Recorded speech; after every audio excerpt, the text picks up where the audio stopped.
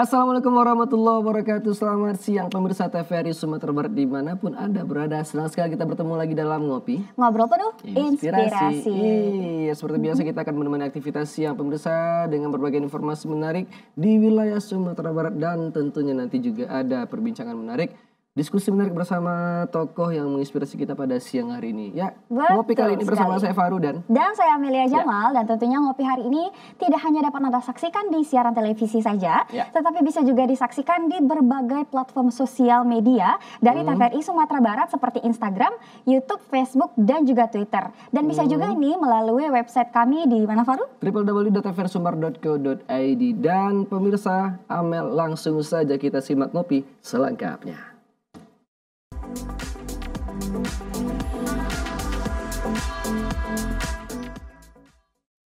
Iya Mel, sekarang kita H-1 Lebaran Kurban.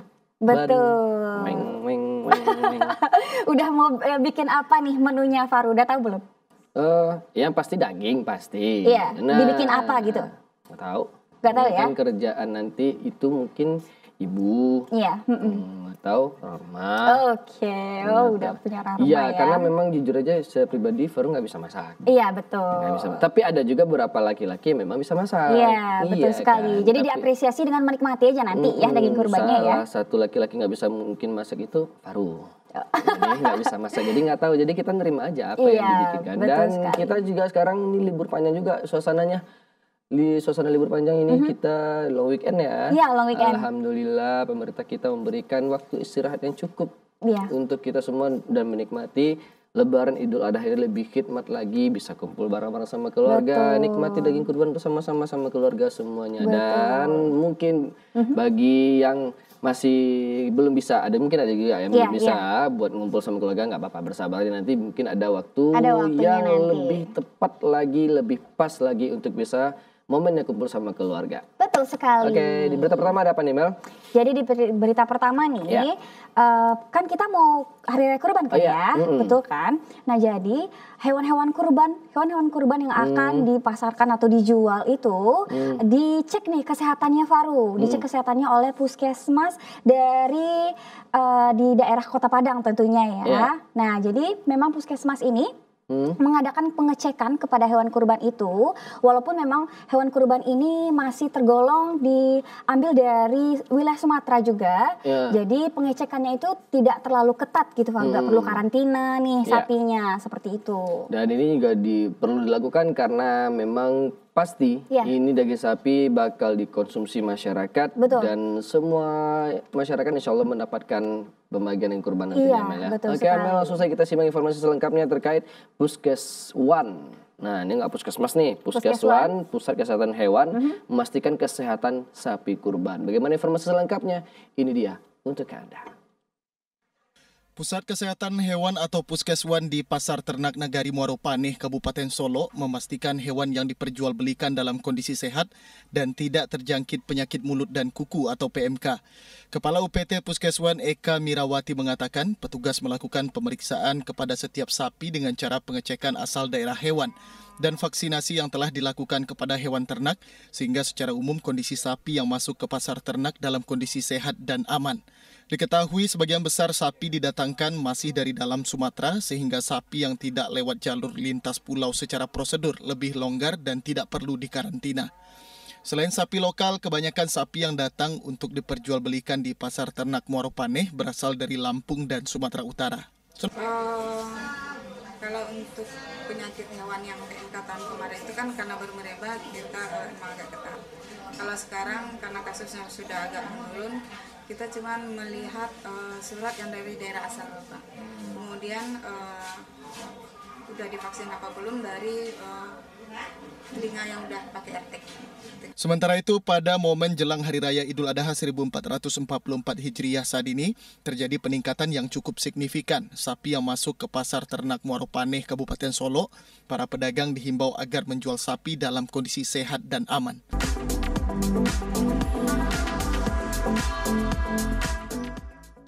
Iya alhamdulillah Amelia ini dari semua stakeholder terkait sudah bekerja untuk memastikan hewan kurban ini baik dan ini sehat, terjamin kesehatannya untuk bisa dikonsumsi dan didistribusikan ataupun dibagikan kepada masyarakat di Hari Raya Idul Adha. Karena yang seperti yang Faru bilang nih, daging itu kan untuk masyarakat ya. Harus dipastikan kesehatannya agar nanti masyarakat yang menerima nih juga merasakan manfaatnya. Benar gitu sekali. Ya, juga nggak terjangkit penyakit begitu ya Faru ya. Iya, ini di berita kedua juga masih terkait hewan kurban.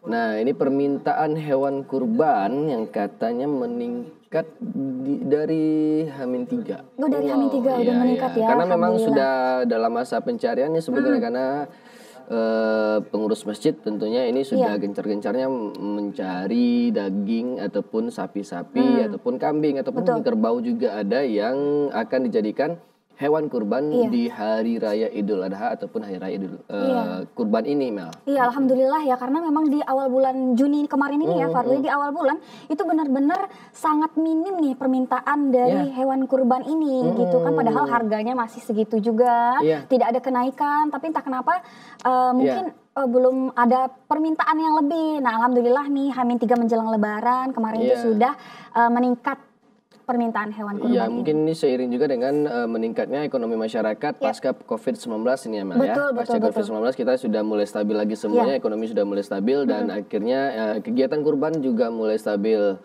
Dan langsung saja Amel, kita simak informasi selengkapnya terkait permintaan hewan kurban meningkat. Dan ini dia informasi lengkapnya untuk Anda. Begitulah situasi salah satu tempat penjualan sapi yang ada di Kota Padang. Puluhan hingga ratusan ekor sapi kurban sudah dipersiapkan untuk memenuhi permintaan hewan kurban jelang Hari Raya Idul Adha 1444 Hijriah.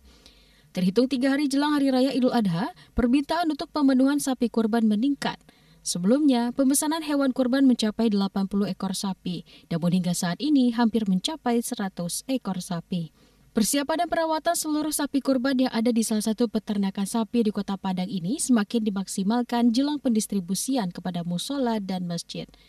Meski permintaan bertambah, namun untuk harga sapi kurban masih sama, mulai dari Rp15 juta hingga Rp17.500.000 sesuai berat sapi. Ada dari Medan, ada dari Solo, tapi kebanyakan dari Medan. Kalau di kandang kok Kak, sadualah 100 lebihan Kak. Iya. Rahmat menambahkan untuk tahun ini permintaan hewan kurban dirasa lebih meningkat dari tahun sebelumnya, baik sapi lokal ataupun simental, dengan berat sapi rata-rata dari 80 kg.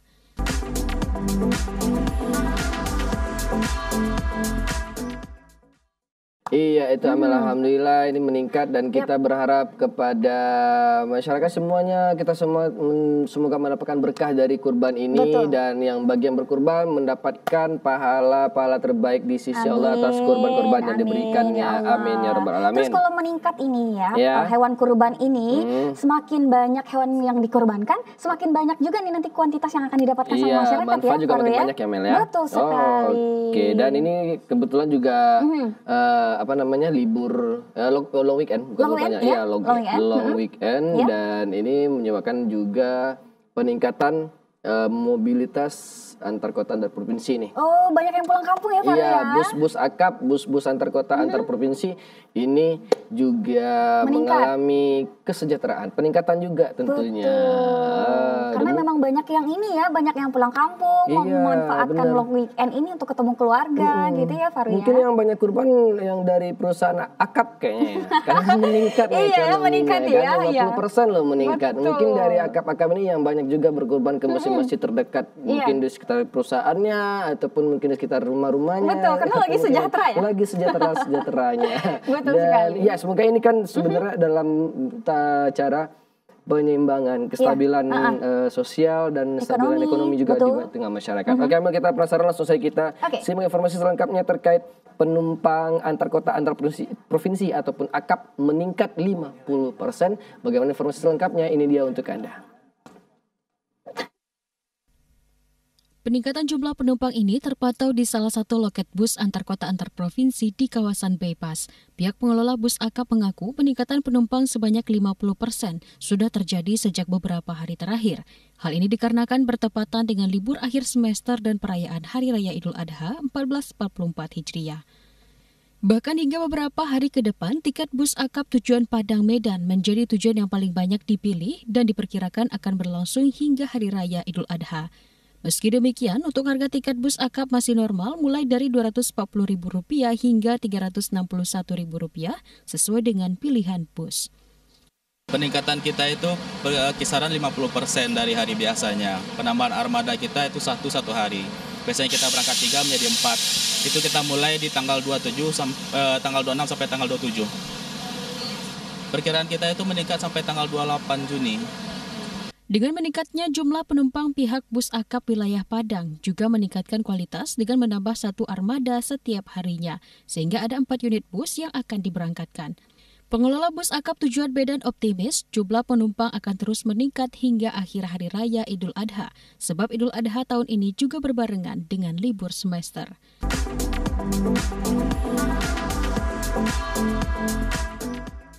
Iya, luar biasa ya, libur lebaran, libur semester juga, 2 momen yang bertepatan. Betul. Ini momen yang bagus sekali untuk berkumpul bersama keluarga. Anak-anak sekolah pun juga bisa, nggak ada lagi beban-beban mau sekolah, mau belajar, mau persiapan ini segala macam, enggak. Ini memang free menikmati libur di kampung halaman, mungkin bagi yang pulang kampung gitu ya. Wow, menikmati daging kurban juga. Menikmati daging kurban juga bersama keluarga besarnya nanti di kampung halaman. Dan jangan lupa juga berkurban. Iya, berkurban ya. Iya, oke, Amal, kita ngopi dan rehat sejenak dulu. Pemirsa jangan kemana-mana, tetap bersama kami dalam Ngopi Ngobrol Penuh Inspirasi.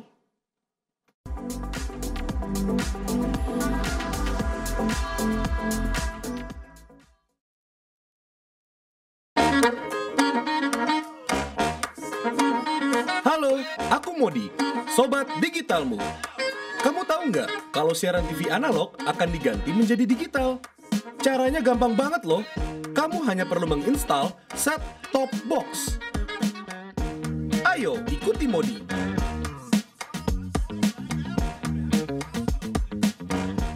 Siaran TV digital membuat gambar televisimu menjadi lebih bersih.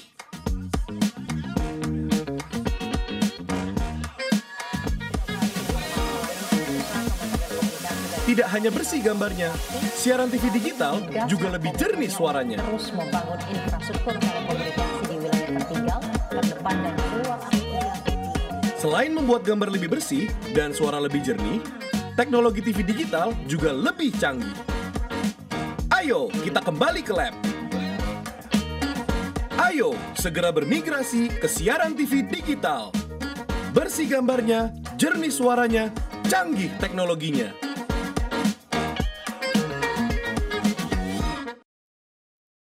Halo, Sobat Digital.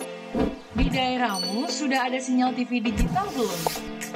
Ini cara mengetahui jangkauan siaran TV digital di daerah kamu.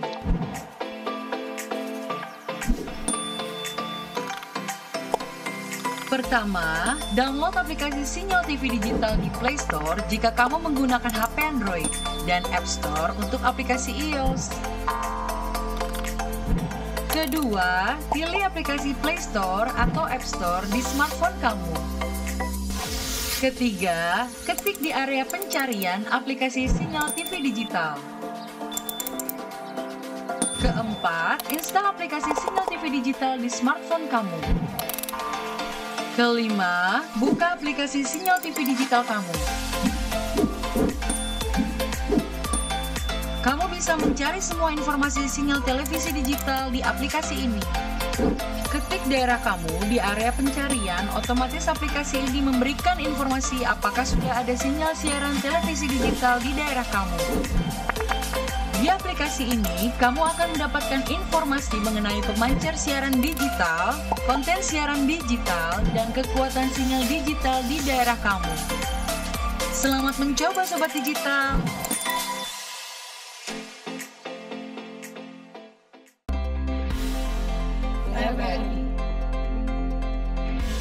Media nomor 1. Bangsa.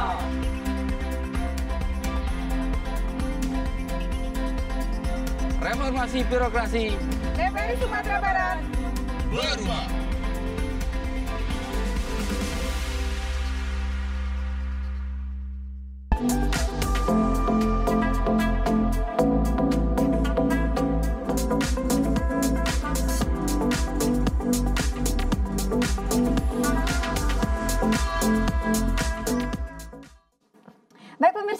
Anda masih tetap bersama kami di Ngopi. Ngobrol penuh inspirasi. Iya, seperti yang Farah janjikan tadi dan Amel juga janjikan tadi di awal bahwa kita gak hanya menghadirkan informasi-informasi menarik di wilayah Sumatera Barat, tapi juga akan berbincang, berdiskusi. Menarik kita hadirkan untuk pemirsa semuanya dengan narasumber kita yang telah hadir di studio. Langsung saja kita sapa. Assalamualaikum, selamat siang Bang Syafrinanda. Bang Nanda, Assalamualaikum. Waalaikumsalam warahmatullahi wabarakatuh. Bang Faru, Kak Amel, dan pemirsa di rumah. Aduh, Masya Allah. Kayak adem gitu ya. Iya. Fokus kemana-mana. Oke, gimana kabarnya Bang hari ini? Alhamdulillah baik. Alhamdulillah baik. Iya. Bang Nanda, dosen ya Bang ya? Dosen di peternakan. Faru mau nanya lebih dulu, kenapa tertarik menjadi seorang tenaga pendidik? Ya, pertanyaan yang luar biasa sebenarnya nih. Kenapa tertarik ke seorang pendidik? Nah, awalnya saya tidak terpikir menjadi seorang pendidik awalnya ini. Jadi saya masuk ke peternakan itu pertama karena orang tua itu adalah peternak dan juga pedagang ternak.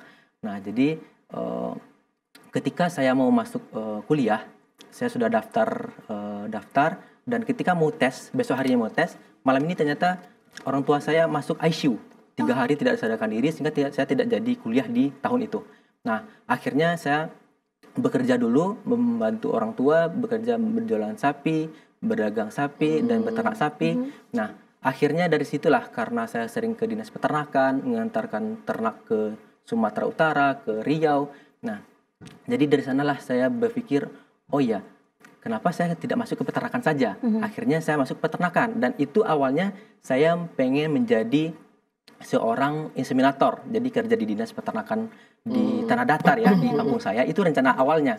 Nah, ternyata setelah saya masuk ke Fakultas Peternakan, di sana saya mendapatkan peluang lebih bagus. Nah, ternyata di sana ada beasiswa BPPDN calon dosen namanya.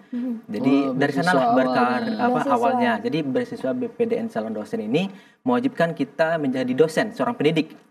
Nah, setelah kita menerima beasiswanya. Berarti itu udah kelar kuliah? Ya, udah kelar kuliah S1. Alhamdulillah waktu itu saya tamat, maksud saya 2010, 2013 awal, jadi alhamdulillah tamat 3,5 tahun. Langsung saya daftar beasiswa itu. Nah, dan belum langsung S2 dong? Belum S2.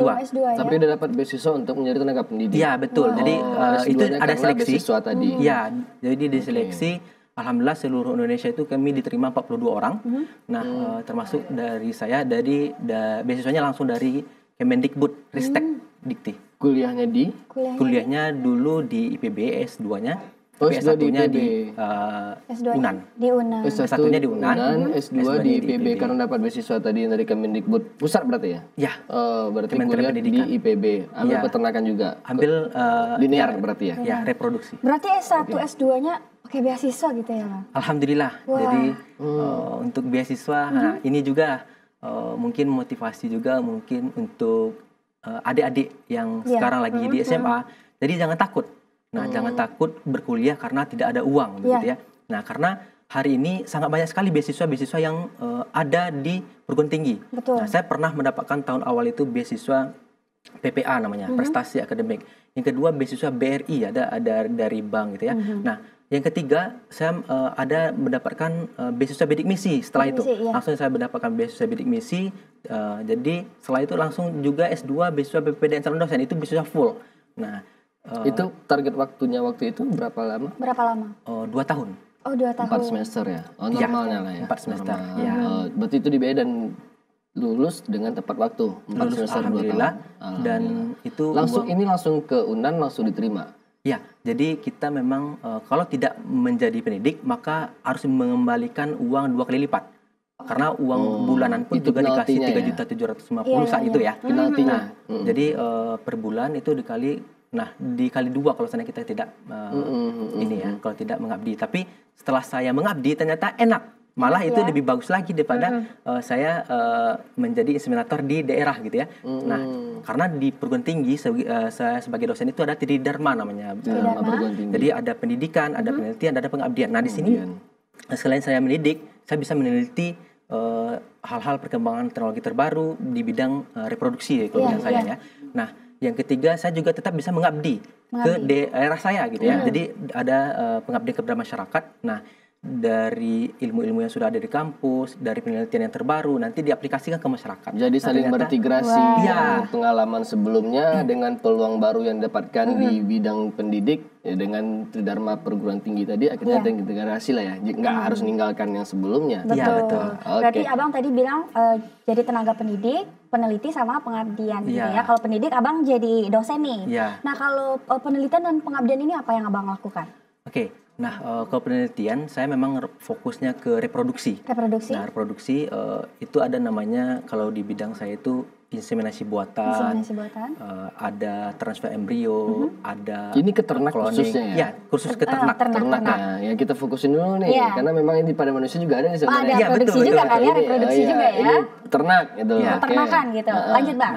Memang ada. Nah, dia prinsipnya sama dengan hewan, dengan manusia bersama. Tapi kerjanya saja yang sedikit berbeda begitu. Nah, ada hal menarik juga yang saya pernah lakukan meneliti itu adalah IVF. Nah, pada IVF, in vitro fertilization istilahnya. Jadi kalau bahasa awam di luar itu bayi tabung kalau pada manusia. Nah, jadi saya pernah mengambil sel spermatozoa dari sapi yang sudah mati. Nah, saya ambil juga sel oosit dari ovarium yang sudah dari sapi yang sudah mati juga. Itu saya fertilisasi di dalam inkubator dan saya fertilisasi dan bisa menjadi embrio dan itu bisa hidup ya bisa bisa dilahirkan. Ya bisa. Jadi hidup dan bagus. Kalau seandainya masih dalam 6 jam setelah mati, maksimal 12 jam lah. Nah, itu masih bisa digunakan. Otakku makin gimana? Udah masuk belum nih? Manusia bisa juga ada kemungkinan ya. Ya, manusia juga bisa. Yang baru meninggal. Ya, tapi diboleh. Ya, kalau kita kan, kalau saya Muslim. Kalau ada adat etika tertentu. Ada etikanya, ada jenazah. Karena kan kalau seseorang pasangan sudah meninggal, maka dia kan sudah cerai hidup, cerai mati gitu ya. Jadi tidak boleh lagi difertilisasi. Ada etikanya. Tapi kalau pada ternak boleh. Nah, contoh ada ternak yang sudah dia unggul, tapi sudah mati, bisa kita kembangkan kembali. Bisa kita kembangkan ya, genetiknya. Berarti kalau nanti di kemajuan zaman ke depan kalau kita baca, ternyata mungkin ada yang membutuhkan hal seperti ini pada manusia juga nggak untuk kemungkinan dong. Untuk kebutuhan sesuai kebutuhan lah. Iya, benar. Ya, kan ini sudah ditawarkan nih beberapa peluang yang mungkin ya kita nggak tahu nanti ke depan akan terjadi apa. Ya mungkin nanti kita membutuhkan nih memang ini bibit yang dari yang udah meninggal, ya mungkin ahli perang ya butuh anaknya kayak ambil aja tuh. Ya kita nggak tahu, tapi memang ada peluang itu. Oke, jadi yang dari yang mati jantan betina akhirnya hidup normal. Bisa normal. Normal, tidak ada masalah. Tidak ada masalah. Wah, luar biasa. Jadi itu inseminasi buatan ataupun apa? IVF. Jadi itu bioteknologi reproduksi berbantu namanya. Jadi pertama itu ada inseminasi buatan. Kalau inseminasi buatan ini mentransferkan spermatozoa saja ke organ reproduksi betina atau wanita gitu ya. Nah, kalau untuk transfer embrio itu embrio yang sudah jadi, jadi itu ditransferkan ke reproduksi betina atau ke manusia. Jadi itu kalau untuk ET itu bisa dari betina berbeda dan pejantan berbeda ditumpangkan ke betina yang lain lagi. Yang lain boleh. Ya, bisa. Boleh gitu. Terus aman nggak Bang nanti itu induknya kan aman kan ya? Aman. Iya kan? Nah, ini juga saya tertarik mumpung saya berada di TVRI Sumbar. Nah, jadi mudah-mudahan ini didengar juga baru nih, oleh ada apa nih Bang? Ya, mudah-mudahan didengar juga oleh Dinas Peternakan Sumbar ataupun Gubernur Sumbar ya. Insya Allah apalagi wakil gubernurnya dari peternakan nih. Jadi saya pengen di Sumatera Barat ini kita punya balai embrio transfer. Nah, ini belum punya satu Sumatera pun belum punya. Baru ada di Indonesia ini baru satu. Itu di Jawa Barat, Cipelang. Nah, saya pengen ada di Sumatera Barat. Nah, jadi balai embrio transfer ini sehingga ketika peternak, masyarakat peternak yang memelihara sapi yang belum unggul secara genetik tapi bagus secara reproduksi, nah itu bisa kita tumpangkan bibit-bibit unggul tadi, embrio unggul tadi yang dari pejantan dan betina unggul tadi ke sapi masyarakat betina semua lokal. Betina lokal. Nah, jadi betina masyarakat, jadi anaknya nanti yang dilahirkan unggul. Walaupun induknya tidak unggul. Jantan lokal bisa dikembangkan juga nggak buat dia bisa menghasilkan keturunan yang unggul? Ya, bisa. Jadi kalau untuk jantan itu khususnya jantan lokal dijadiin itu nanti berarti yang spermatozoa. Enggak, itu kan yang jantannya di sini. Cariin yang induknya di yang unggul itu bisa juga dikawinkan. Bisa. Bisa ya. Bisa.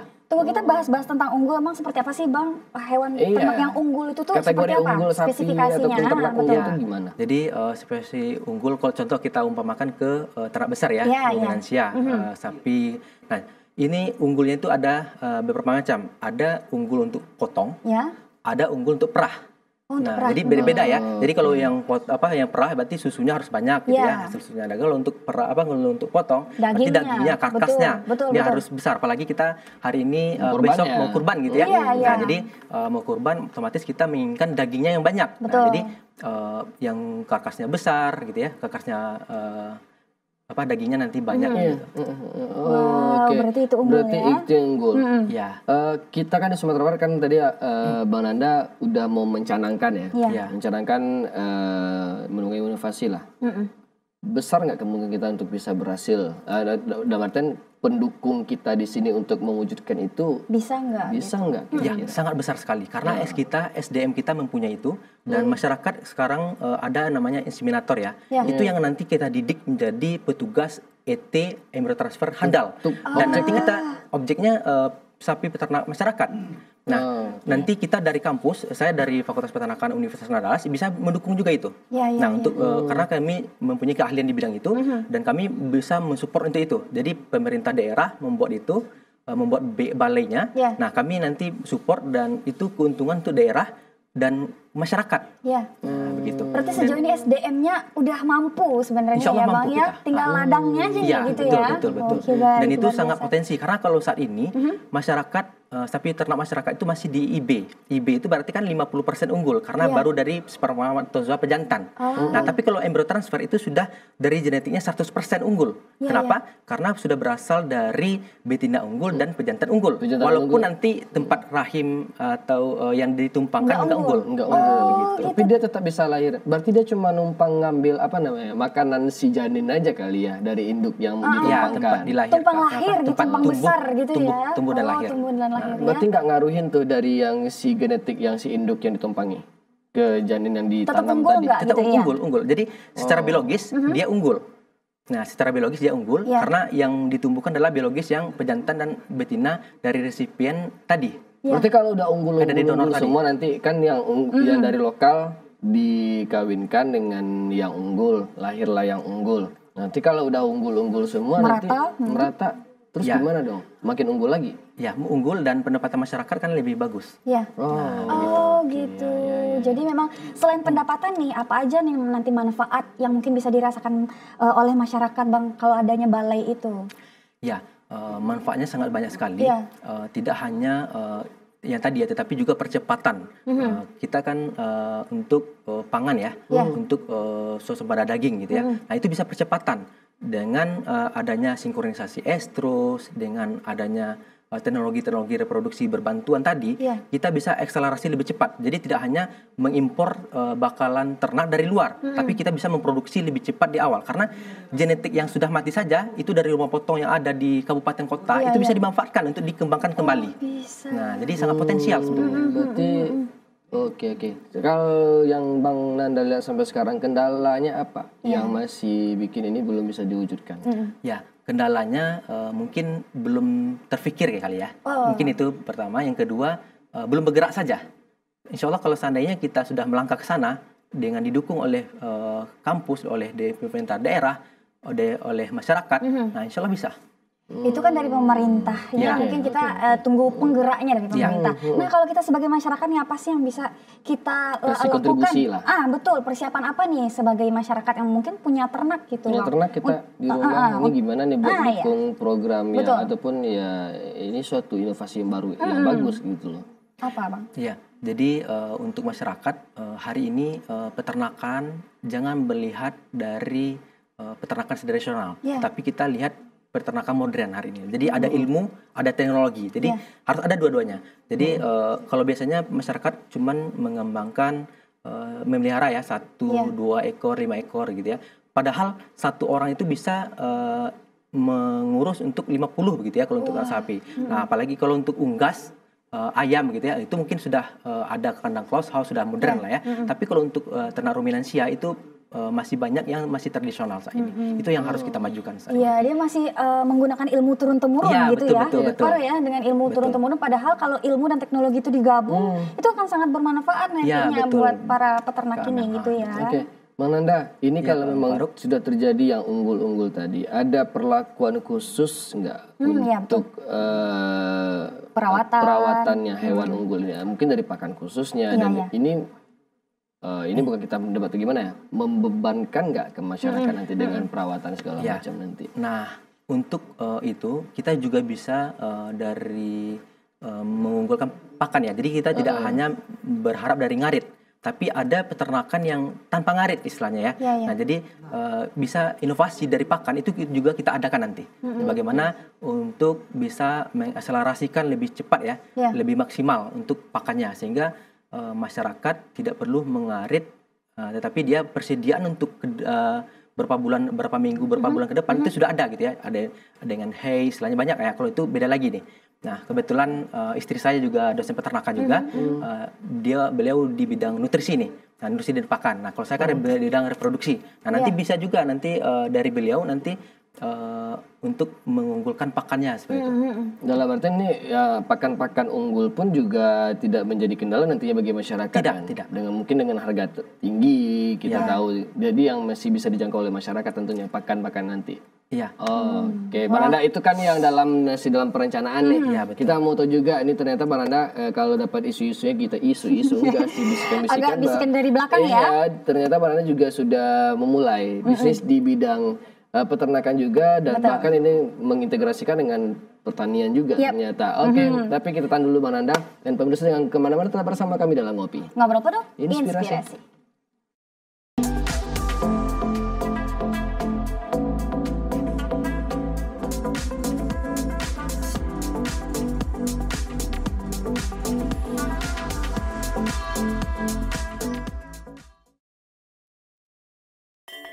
Hai Sana, digitalisasi sudah menjadi tuntutan zaman, tak terkecuali bagi siaran TV. Sebab teknologi sudah berkembang dan pemirsa mendambakan tayangan berkualitas dengan gambar yang bersih, suara yang jernih dan canggih teknologinya. Di Sumatera Barat, kita sudah dapat menikmati layanan siaran digital TVRI di 6 wilayah siaran. Di mana aja wilayahnya? Yuk kita simak. Sana, awak-awak yang di Pasaman Barat lah bisa nonton siaran TV digital kini. Karena alat pemancarnya lah ada di Simpang Ompek. Area layanannya dari Subali Simpang Ompek sampai Subali Ayabongi. Tapeknya di kanal Ampek Pulado. Capek lah Sana nonton siaran TV digital wak lai. Jarus suasana di Bukit Tinggi, kinilah ada siaran digital TVRI Sana.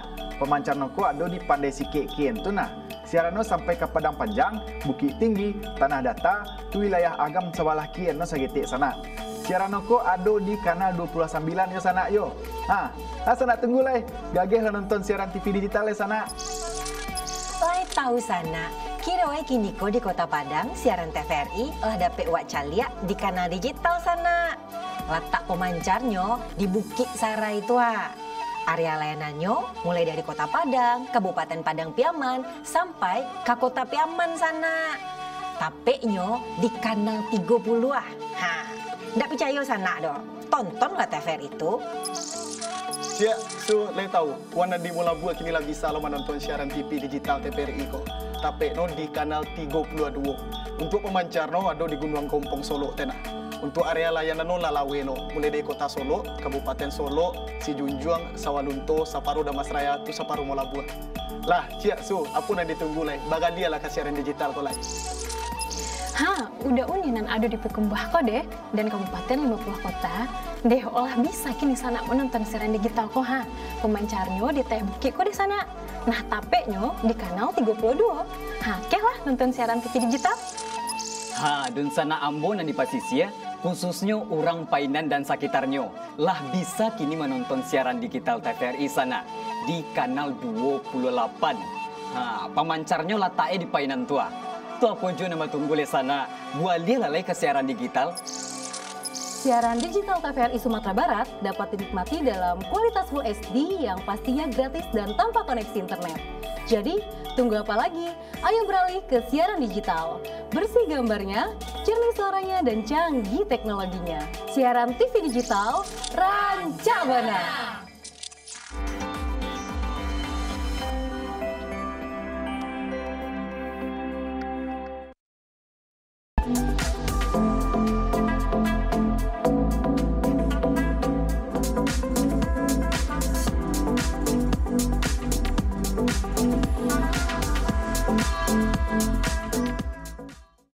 Iya, terima kasih bersama kami dalam Ngopi. Ngobrol penuh inspirasi. Iya, tadi kita bersama Bang Nanda. Bersama Bang Nanda, dosen Fakultas Peternakan di Universitas Andalas, Padang. Betul. Oke, Bang Nanda.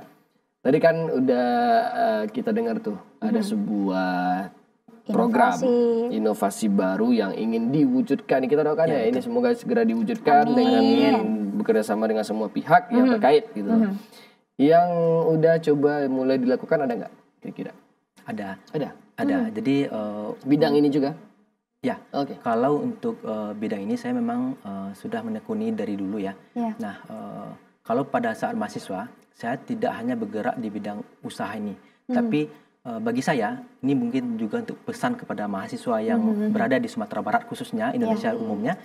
Nah, jadi jangan hanya menjadi mahasiswa biasa, tapi jadilah mahasiswa yang luar biasa. Nah, bagi saya selalu memesankan kepada mahasiswa saya itu ada 3 pilar, 3 poin yang harus dijalankan sebagai mahasiswa, yaitu belajar kuliah. Nah, yang kedua itu adalah aktif di kampus, sebagai aktivis gitu ya. Nah, yang ketiga harus mempunyai usaha. Kenapa saya 3 ini? Karena kalau dengan kuliah itu menunjang pendidikan, karena itu tupoksi utama mereka. Dengan aktivis, nah mereka bisa mempunyai soft skill dan link. Jadi mereka mempunyai relasi gitu ya. Nah, dengan usaha mereka bisa menopang di kehidupan dia sendiri dan juga keluarganya begitu ya, kalau bisa. Nah, minimal untuk dirinya sendiri, untuk perkuliahannya dia sendiri. Jadi dia tidak membebankan orang tuanya, sekalipun orang tuanya mampu. Nah, jadi 3 pilar itu harus dijalankan oleh mahasiswa. Nah, itu saya jalankan ketika mahasiswa dulu, dan saya berusaha buka usaha juga di bidang peternakan. Nah, kalau ketika kuliah itu di Unggas ya, tapi saat ini saya ke ruminansia. Nah, ternak ruminansia sapi. Hari ini saya juga kalau untuk transportasinya sudah saya bikin, kandangnya sudah saya bikin. Insya Allah ini baru merintis ya, merintis. Mudah-mudahan ini juga diikuti oleh mahasiswa-mahasiswa lainnya dengan cara saya seperti ini. Nah, terus kalau mahasiswa yang merasa takut mungkin atau masih belum mau melangkah merintis sebuah usaha karena mungkin lebih banyak kan negatif thinkingnya gitu ya, Paru ya. Nah, overthinking duluan sebelum mulai udah overthinking. Nah, itu gimana caranya, Bang? Ya, jadi betul. Ada mahasiswa yang takut begitu ya, takut melangkah karena takutnya nanti terkendala dengan kuliah gitu ya. Padahal setelah saya lihat mahasiswa yang aktif organisasi, aktif berwirausaha itu waktunya lebih bagus. Contoh dengan baik. Iya, termanage dengan baik, tertata dengan baik. Nah, contoh dosen mengasih tugas di hari Senin. Nah, mahasiswa yang kuliah pulang doang, kupu-kupu istilahnya ya.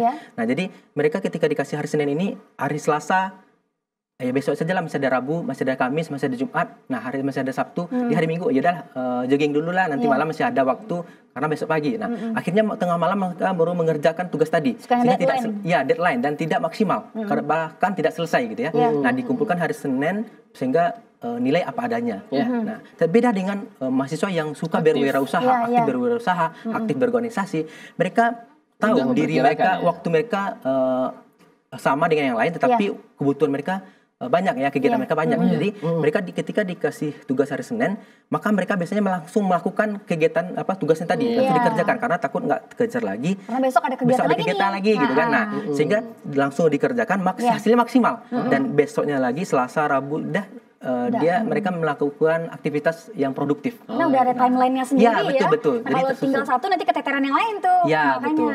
kuncinya kalau udah dapat suatu tanggung jawab ya langsung dikelarin.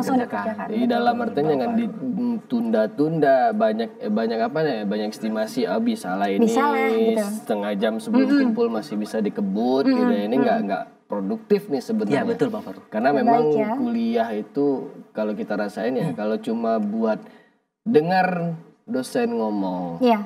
Nah, habis itu catat. Apa beda kita sama siswa ya? Iya, betul. Karena kita butuh pengaplikasian dari belajar itu kan ya. Betul. Jadi lebih dewasa lagi dalam mengatur waktu, pola-pola hidup yang sehat, yang memang stabil untuk berkembang. Bang Nanda dulu di kampus aktifnya di mana aja sih kalau boleh tahu? Ya, di kampus saya dulu aktif di beberapa organisasi, ada himpunan, ada karya ilmiah gitu ya. Tetapi yang fokus saya itu memang sebagai ketua BEM, jadi di Badan Eksekutif Mahasiswa. Nah, itu bisa ngimbangi? Alhamdulillah, itu makanya saya bilang tadi yang seperti tadi ya Bang Faru. Nah, ketika saya mahasiswa yang melakukan aktivis dengan usaha tadi, bisa mengimbangi, malah lebih sempurna masalah waktu yang ada itu maksimal begitu. Nah, gimana tipsnya untuk mengimbangi waktu kayak gitu tuh Bang? Nah ini kan banyak nih pasti mahasiswa yang penasaran nih kayak mana sih kalau dari Bang Nanda sendiri tipsnya gitu? Ya, tips kalau menurut saya itu adalah memang tanggung jawab ya. Kita merasakan kita harus merasa itu tanggung jawab kita. Jadi kita harus atur pola waktu, manajemen dengan baik. Ibarat sholat ya. Kalau saya Muslim, jadi ibarat sholat ketika azan langsung sholat gitu ya. Jadi setelah itu nyaman kita melakukan yang lain. Nah, jadi kita tidak terburu-buru begitu ya. Iya, memang ketika saatnya memang datang langsung tunaikan itu istilahnya. Dan dalam artinya kita juga kalau Faru lihat nih Mel ya dari Bang Nanda, beliau bisa mengisi waktu-waktu itu dengan memang berbagai kegiatan yang bermanfaat dan tepat.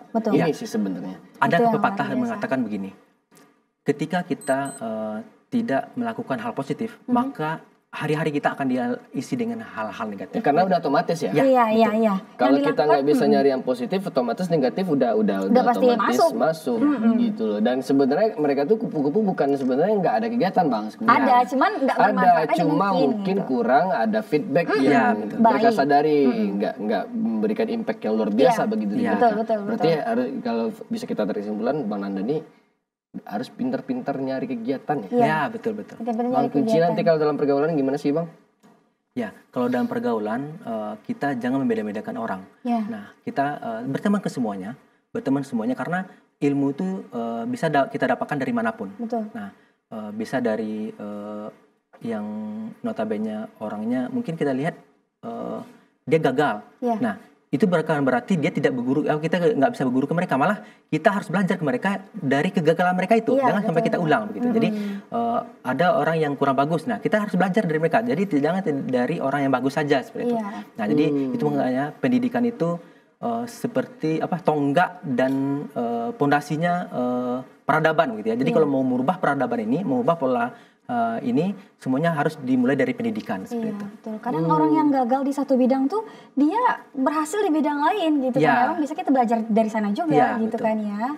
Karena memang cara berpikir pun di perguruan tinggi juga berbeda. Pola pikir memang diluruskan. Kalau yang Faru rasanya sih memang pola pikir diluruskan. Ketika kita SMA mungkin masih abal-abal, ugal-ugalan lah istilahnya. Tapi di perguruan tinggi udah mulai diluruskan. Ini strukturnya gini. Iya, mau kemana nih abis ini tuh, gitu ya.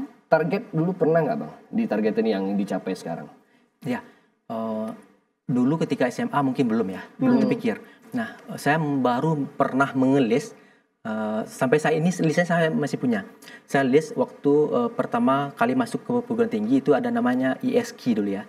Seperti training gitu. Jadi waktu itu saya disuruh nulis rencana targetan di dunia dan di akhirat seperti itu. Jadi targetan di dunianya apa, targetan di akhiratnya apa. Jadi saya tulis waktu itu.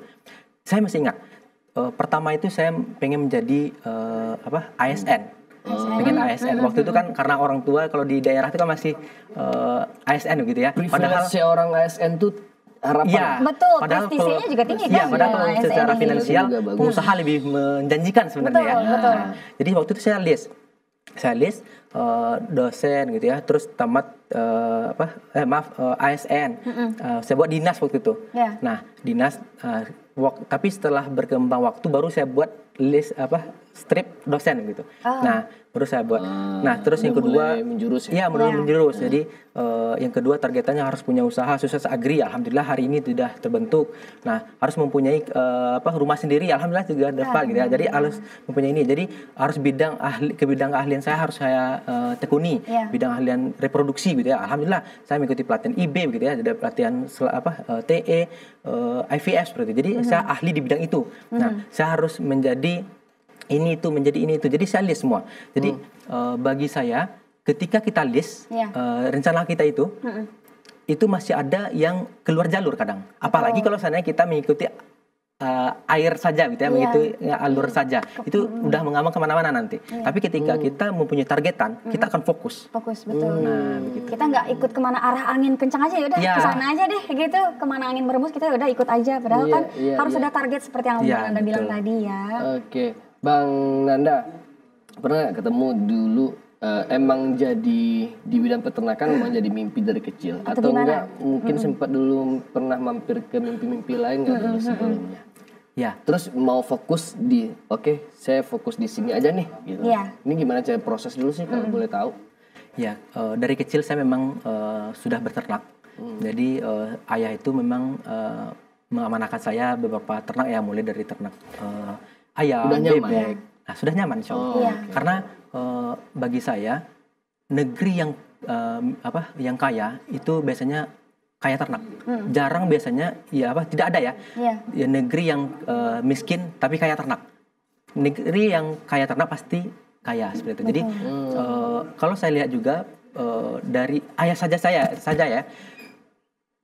Pekerjaan saya selama 3 tahun mungkin cuma beberapa bulan yang didapatkannya begitu ya. Itu dari usaha peternakan. Jadi sebenarnya usaha peternakan ini sangat menjanjikan. Hasil yang kita dapetin di tahun-tahun beliau bisa dapetin dengan dan berbulan bulanan aja. Betul. Oke, akhirnya mau kolaborasi antara memang ASN kemudian juga punya usaha ternak dari orang tua udah dapat darahnya gitu ya. Alhamdulillah. Berarti karena memang nyaman juga terus lingkungan juga Oke, kita balik ke inovasi yang mau diwujudkan tadi. Sampai sekarang langkahnya sampai sejauh mana sih Bang kalau boleh tahu buat mewujudinnya? Ya.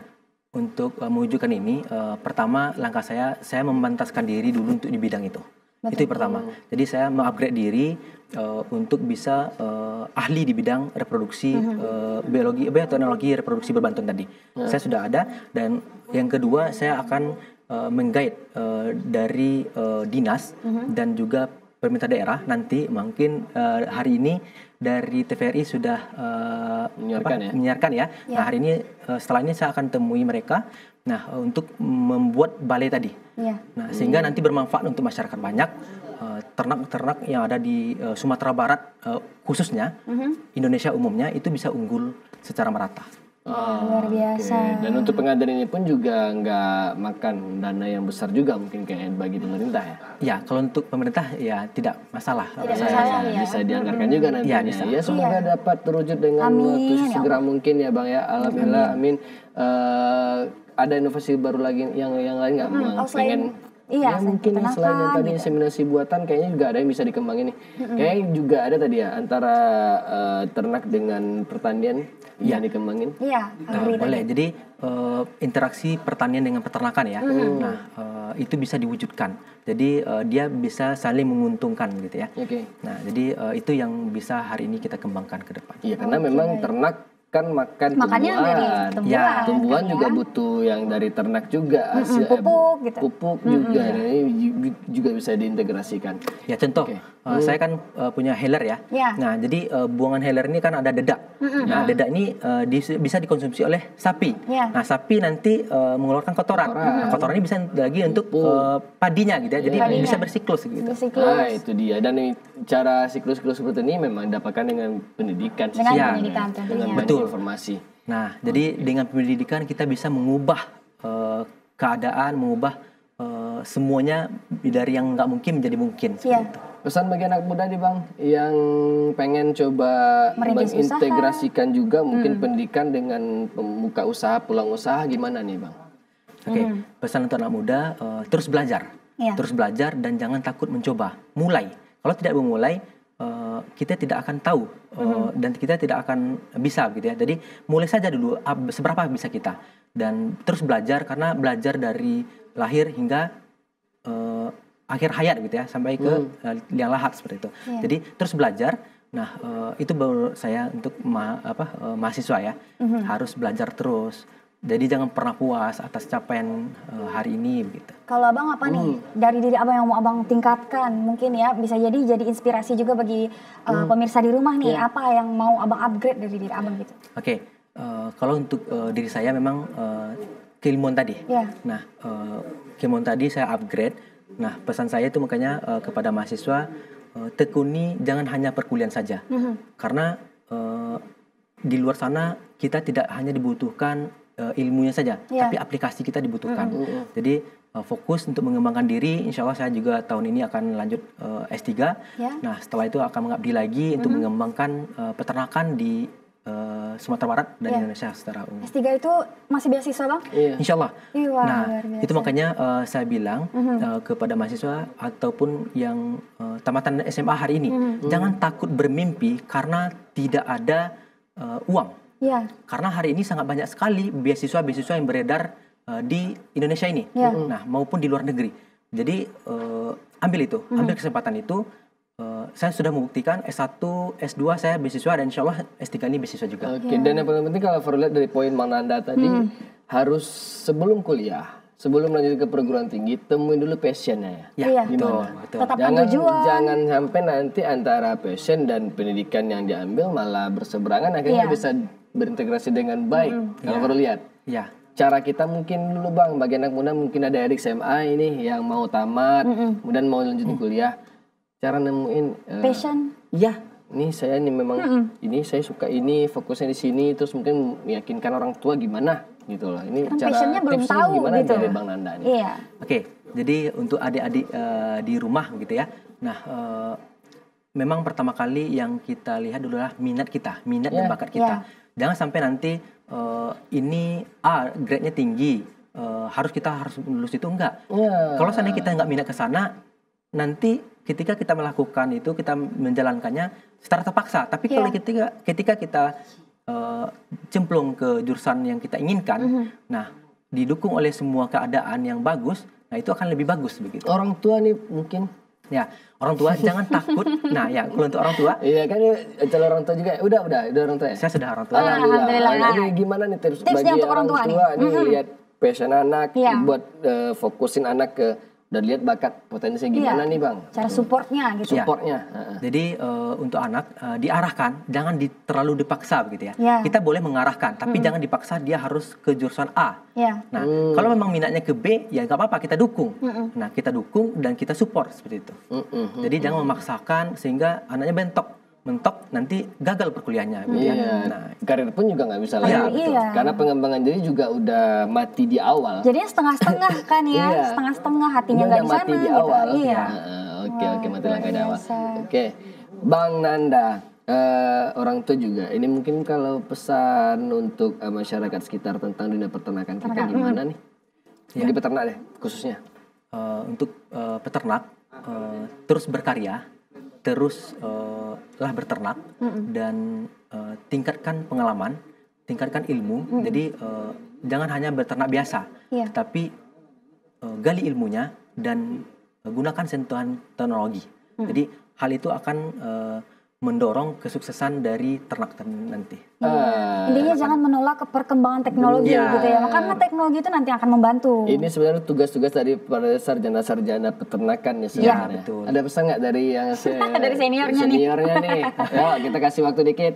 Gimana? Dari seniornya sarjana peternakan. Para nanti lulusan peternak nih nanti.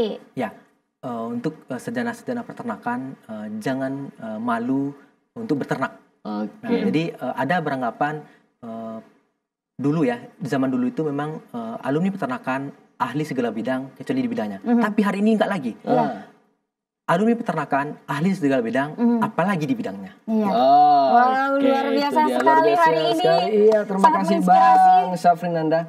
Sukses Bang dengan karirnya, usahanya juga, inovasi-inovasi semoga segera terwujud, lancar jalannya semuanya, dan kita berharap peternakan kita di Sumatera Barat bisa maju sebagai sebuah kemajuan di bidang masyarakat kita di Sumatera Barat. Terima kasih Bang Nanda, terima kasih pemirsa yang sudah menyaksikan Ngopi hari ini. Tetap menyaksikan Ngopi setiap hari Senin sampai hari Jumat.